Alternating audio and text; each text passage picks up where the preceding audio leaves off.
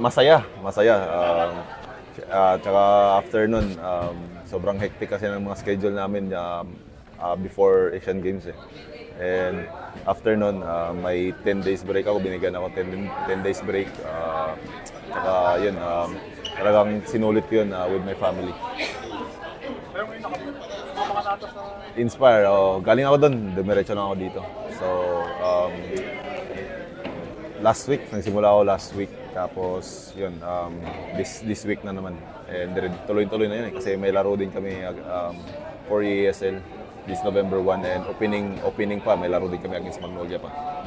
So sure pa sa November 1? Let's see. Gusto ko maglaro, syempre. Gusto kong bumalik sa condition na agad. Hindi agad-agad, dahan-dahan. And I think pag naglaro ako doon, makakatulong na sa first game namin against Magnolia. Talvin, ang hindi nung yakap mo Pinang-yakap mo kay Boss Siyempre, kahit sang naman ako doon kahit sa talk and text ako, ganun din naman ako. Kasi na-overwhelm ako pag yung team ko nananalo talaga nawawala ako sa kahit sino-sino na lang hinahag ko and chini-cheer ko. Siyempre, ganun ako mag-celebrate lalo na nung San Beda days ko, ganun din ako hinahag ko si Coach Boyet, ganun, yung boss namin. Siya sa talk and text, hinahag ko si Boss Jolas, Coach Jolas, sila Coach Josh. Ganun ako mag-celebrate sobrang saya ko kasi sa time na nanalo ako. Thank you.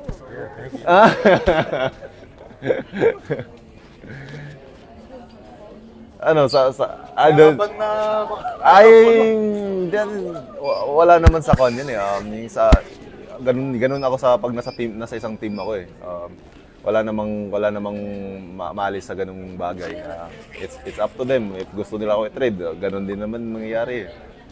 Pero I want to stay with Talk and Text naman. Siyempre, doon na yung pangalawang simula ng karir ko after sa stint ng NLEX ko. Siyempre, I love playing with Talk and Text. Nag-expect na papasok sa season na ito na tataas laro mo, especially itong Asian Games na maganda yung kita-kita mo. Expectation, mahirap kasi fulfill yung expectation ng ibang tao Siyempre, ako yung naglalaro dun sa loob, pero I want to play with my teammates kasi hirap din maglaro na ikaw lang mag-isa. And knowing na wala yung mga core players namin, wala pa si Mikey, may nararamdaman si Roger, si Kuya Poy, may iniinda pang injury. So I think the best thing to do playing against other team is to play as a team. We have a good size, we have a good player, we have good coaches. Yun, nakakatulong sa amin. Paano mo siya ma-describe? Kasi marami nagsasabi na maganda niya na room mo, pero may times din daw na hindi maganda. Ikaw, para sa'yo? Yung mga times na di ako nakaka-shoot, talagang nadadown din ako nawawala ako sa focus. Pero having Boss Al, Boss Kome, and Coach Kuya LA, may Kuya Chris Ross, Newsam, talagang after pag mga time out ganun tira lang ganun yung wala nang ibang titira diyan kung mapasa sa iyo tira mo lang ganun naman yun aside that shooting pag off naman sa shooting may ibang matulong naman ako I can defend naman any size doon sa content yun talaga yung talagang kinukan ko if in times na di ako makaka-shoot. Yun nga, sabi nga ni Coach Tim, the goal is more important than the role. So, yun yung goal ko. Gusto namin makuha yung championship. Ever since na di pa nag-start yung pan namin di pa nag-start yung laro, yun talaga yung goal namin, makuha yung gold medal for the Philippines. Hindi nakuha sa World Cup, did you have something to prove sa Asian Games? I think I don't have nothing to prove naman nang di ako napili sa World Cup Pero I would love to play sana kung nabigyan ako ng opportunity at And it's a coach's decision naman kung sino yung fit dun sa sistema, sa lineup na yon.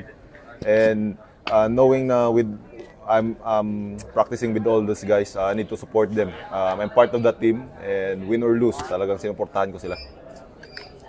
Mas gusto mo naglaro ka sa World Cup o naglaro ka sa Asian Games? Hindi na ako napaglaro sa World Cup so gugustuhin ko na naglaro sa Asian Games. Siyempre, di ako napaglaro, nakasuporta lang ako. Pero dito sa Asian Games napaglaro ako. Siyempre, gugustuhin ko sa Asian Games, di ba? Napag-gold pa ako. First timer, napag-gold pa, no? Calvin, yung feeling na nakalaban mo si RH? Siyempre, masaya. Grabe yung kanya, dedication niya sa about basketball Sobrang focus niya. Pag nasa court na siya, di talaga na namamansin. Ibang klase yung concept niya tungkol sa basketball. May times nga nag-shooting siya, pag ginugulo siya, nakagalit siya. Ganun siya ka-dedicated sa paglalaro ng basketball. And playing against him is an opportunity para sa akin na isang high caliber player. Alam na natin ginawa niya sa World Cup, and with Jordan na sobra yung ginawa niya doon So I'm happy for him. Hindi mo siya niloloko Tinatash talk ko lang siya nung alam ko na mananalo kami.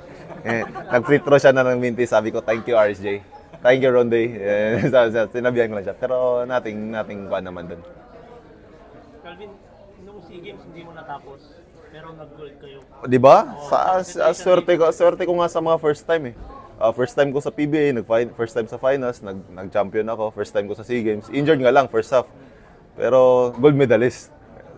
First time ko rin sa Asian Games, parang sinusulit ko lang yung mga times na ganun It's a lifetime opportunity, and yun yung parang ma-share ko sa mga anak ko, sa mga kaibigan ko na nandyan ako. Kasama ko yung mga yan na naglaro ko. Nagka-gold kami. Yung sa SEA Games, nakuha mo yung gold? Yes. Oo. Pero nakahiga lang ako. Dapat pupunta ako doon Dapat sama ako aakyat Kaso di talaga kaya kasi nagka-dengue ako doon. Tapos nasamahan pa ng typhoid. Yun nga, nag-loss ako like 20 pounds.